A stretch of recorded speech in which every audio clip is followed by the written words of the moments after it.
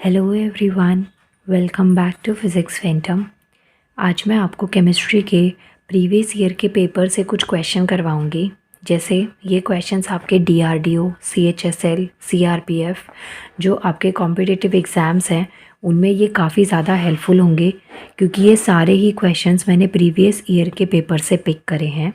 और आज की इस वीडियो में मैं आपको सिर्फ केमिस्ट्री के क्वेश्चंस करवाऊँगी।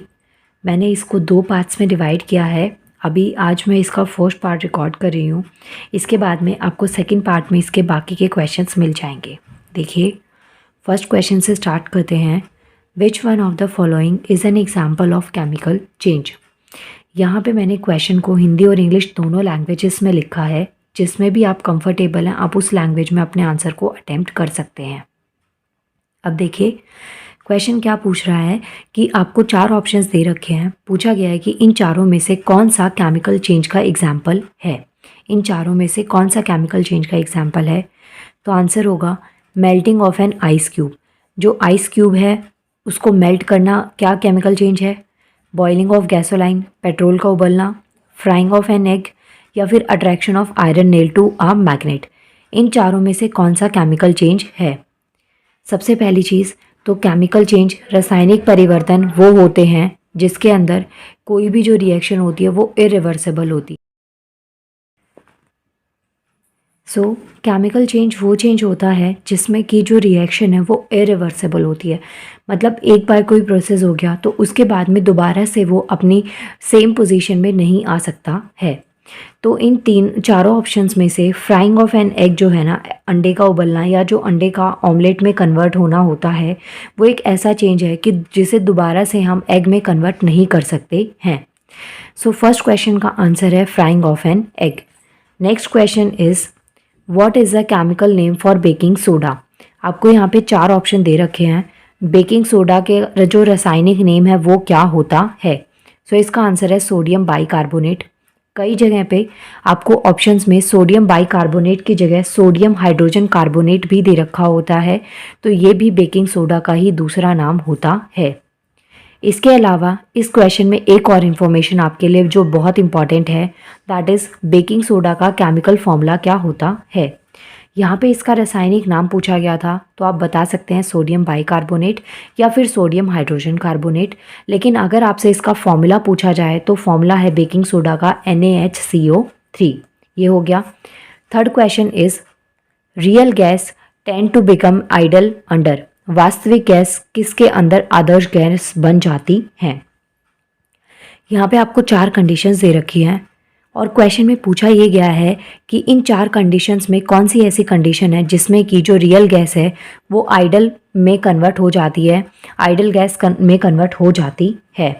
तो इससे पहले आपको थोड़ा सा मैं आइडल गैस और रियल गैस क्या होती है, इनके बीच में क्या डिफरेंस है वो मैं आपको बताती हूँ, जिससे कि आपका ये आंसर कंप्लीट हो जाएगा।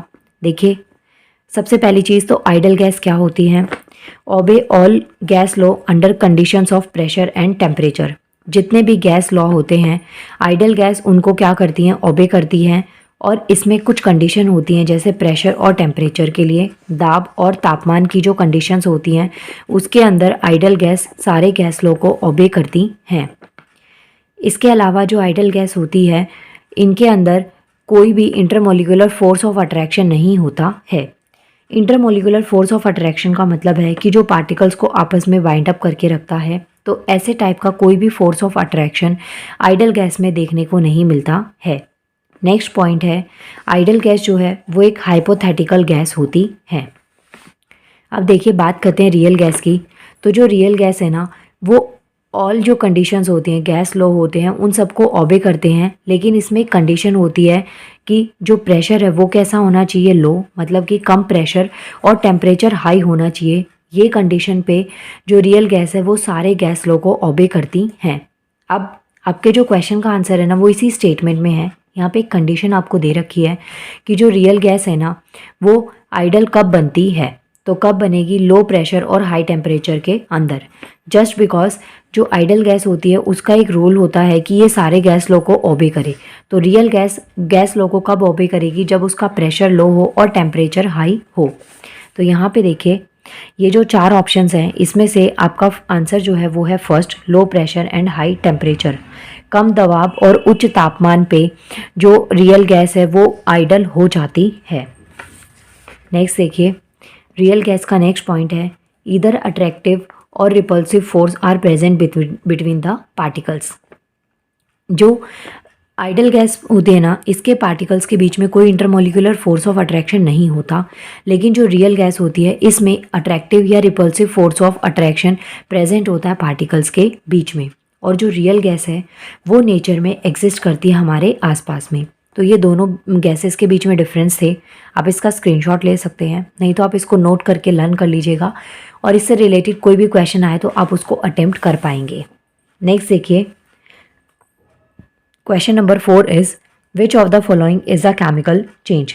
यहाँ पे आपको 4 पार्ट्स दे रखे हैं। अगेन सेम क्वेश्चन है, फर्स्ट क्वेश्चन के से ही सिमिलर है। फर्स्ट में भी आपसे केमिकल चेंज पूछा गया था, नेक्स्ट क्वेश्चन में भी आपसे पूछा गया है कि विच of the following is a chemical change. इनमें से ये जो 4 चेंजेस हैं इनमें से कौन सा आपका केमिकल चेंज है। सो इसका आंसर है कुकिंग ऑफ वेजिटेबल्स। सब्जियों का पकना, जब सब्जियां पक जाती हैं तो उसे आप वापस से रॉ मटेरियल में कन्वर्ट नहीं कर सकते हैं, तो ये चीज़ आती है हमारी केमिकल चेंज के अंदर। Next question is question number 5 is latest discovered state of matter. 4 options हैं, इनमें से पदार्थ की जो नवीनतम खोज की जो अवस्था है वो कौन सी है आपसे पूछा गया है। स्टेट ऑफ मैटर यहाँ पे पूछा गया है। तो एक चीज़ आप याद रखिएगा, स्टेट ऑफ मैटर हम जब भी पढ़ते हैं तो उसमें हमारी एक स्टेट होती है सॉलिड, नेक्स्ट होती है लिक्विड और एक होती है गैस। ये 3 स्टेट्स ऑफ मैटर, ये पदार्थ की तीनों अवस्थाएं सॉलिड, लिक्विड और गैस, ठोस, द्रव और गैस, ये बहुत ही कॉमन फॉर्म है। इसके अलावा भी जो सॉलिड स्टेट है, लिक्विड स्टेट है, इसके अलावा भी हम पदार्थ की 2 और स्टेट पढ़ते हैं, जिसमें एक आती है प्लाज्मा और एक आती है BEC। तो ये जो स्टेट है मैटर की, ये भी हम कई बार एग्जाम में पढ़ते हैं। तो देखिए यहाँ पे आपसे पूछा गया है लेटेस्ट डिस्कवर्ड। लेटेस्ट मतलब जो लास्ट जो स्टेट है, स्टेट ऑफ मैटर है, वो कौन सी है, तो वो है BEC, बॉस आइंस्टीन कंडेंसेट, और हिंदी में इसे बॉस आइंस्टीन संघन भी कहते हैं। अगर आपसे क्वेश्चन पूछा जाता फोर्थ स्टेट ऑफ मैटर, पदार्थ की चौथी अवस्था कौन सी है, तो आंसर होता प्लाज्मा। लेकिन यहाँ पे 5th स्टेट पूछा गया है, last state latest discovered state पूछी गई है, तो आंसर हो गया आपका BEC। नेक्स्ट क्वेश्चन देखिए। अब नेक्स्ट क्वेश्चन में जाने से पहले मैं एक बार आपको ये जो मैंने क्वेश्चन बताया था केमिकल चेंज, इसके बारे में मैंने एक स्टैटिक पोर्शन लिखा हुआ है जो आप अपने आंसर के लिए यूज़ कर सकते हैं। जैसे कि कोई भी चीज़ जो होती है, यहाँ पे आपको फर्स्ट पॉइंट में बता रखा था, जब से हम कोई चीज़ को बॉईल करते हैं तो उस टाइम पे क्या होगा, फेस चेंज होता है, जिसमें लिक्विड से गैस में गई। तो इसका मतलब यहाँ पे कोई भी केमिकल चेंज नहीं हुआ। इस फेस को आप दोबारा से उसमें कन्वर्ट कर सकते हैं। कोई केमिकल बॉन्ड ब्रेक नहीं हुआ। जब कोई केमिकल बॉन्ड ब्रेक नहीं होगा तब तक हम उसे केमिकल चेंज नहीं कहते हैं। तो ये पॉइंट आपको याद में रखना है कि फिजिकल चेंज और केमिकल चेंज में अगर आपको डिफरेंस पता होगा तभी आप ऐसे क्वेश्चंस को अटेम्प्ट कर पाएंगे, क्योंकि आपके एग्ज़ाम में जो केमिकल और फिजिकल चेंज का क्वेश्चन आता है वो बहुत ही कॉम्प्लिकेटेड और टफ सा क्वेश्चन होता है। Next question is who developed atom bomb. जो एटम बॉम्ब है इसका आविष्कार किन्होंने किया था। एटम बॉम्ब से रिलेटेड आपके 2 क्वेश्चंस आते हैं। एक आपसे एटम बॉम्ब का सिद्धांत पूछा जाता है और एक आपसे एटम बॉम्ब का आविष्कार पूछा जाता है। तो यहाँ पे क्वेश्चन है guys, who developed the atom bomb. Atom bomb को का आविष्कार किन्होंने किया, तो आंसर है J. रॉबर्ट ओपेनहेमर। तो ये आंसर हो गए, सेकेंड इसका आंसर है। Third question is oxygen and ozone are. Oxygen और ओजोन इन 4 ऑप्शंस में क्या है। क्या वो अपर रूप हैं, एलोट्रॉप हैं, आइसोटोप हैं, आइसोमर्स हैं या आइसोबार हैं। तो ऑक्सीजन और ओजोन क्या है, एलोट्रॉप हैं। देखिए दिखाती हूँ मैं आपको इसका आंसर भी। Oxygen and ozone are common allotropes. तो ये क्या है, एलोट्रॉप है, अपर रूप हैं। जैसे कि try atomic oxygen. Try atomic oxygen का मतलब हो गया O3, जो कि ओजोन का सिंबल है। ये एक highly reactive form of oxygen होती है और it is present in the form of ozone layer in the stratosphere. देखिए यहाँ पे आपसे 2 क्वेश्चंस और बनते हैं। पहला, तो जो ओजोन यहाँ मैंने लिखा है इसका फॉर्मूला क्या होता है, O3 से हम इसको रिप्रेजेंट करते हैं, मतलब कि ट्राई एटॉमिक ऑक्सीजन। यहाँ पे ऑक्सीजन के 3 एटम्स हैं, पहली चीज़ हो गई। दूसरा क्वेश्चन ये आता है कि जो ओजोन है ये कहाँ प्रेजेंट है, तो ये ओजोन लेयर की फॉर्म में प्रेजेंट है। ओजोन लेयर O3 को हम ओजोन लेयर कहते हैं और ये कहाँ पे प्रेजेंट है, तो हमारे अर्थ के स्ट्रेटोस्फेयर में प्रेजेंट है। नेक्स्ट, इसमें अगर आपसे यूजेस पूछे जाएं O3 के, तो ये सन की यूवी रेज जो होती हैं, अल्ट्रावायलेट रेडिएशन, सन से जो पैराबैंगनी किरणें आती हैं उनसे O3 हमारी अर्थ को और हमें प्रोटेक्ट करती है। नेक्स्ट देखिए, यहाँ पे ऑक्सीजन बोला गया है, तो जो डायटोमिक ऑक्सीजन है ये मोस्ट कॉमन फॉर्म है जिसे हम क्या कहते हैं, ऑक्सीजन। और ये हमारे लिए बहुत इंपॉर्टेंट है क्योंकि हम अपनी बॉडी के अंदर इनहेल करते हैं ऑक्सीजन को और एक्सहेल करते हैं कार्बन डाइऑक्साइड को। तो ये हो गया क्वेश्चन। आंसर आपको टिक करना है, oxygen and ozone are allotrope. Allotrope मतलब कि अपर रूप। Next, question number 8 is who is regarded as a father of modern chemistry. आधुनिक रसायन विज्ञान के जनक किसे माना जाता है। 4 ऑप्शंस दे रखे हैं, पूछा गया है इन चारों में से जो मॉडर्न केमिस्ट्री है उनके फादर किन्हें कहा जाता है, तो आंसर है लवोइजियर। एंटोनी लवोइजियर भी इनका पूरा नाम है। सो कई बार आपसे क्वेश्चन में पूरा नाम दे दिया जाता है, कई बार लवोइजियर लिखा होता है, तो आपको आंसर देना है Lavoisier. Next question is which of the following element does not contain neutron. निम्न में से किस में न्यूट्रॉन नहीं पाए जाते हैं।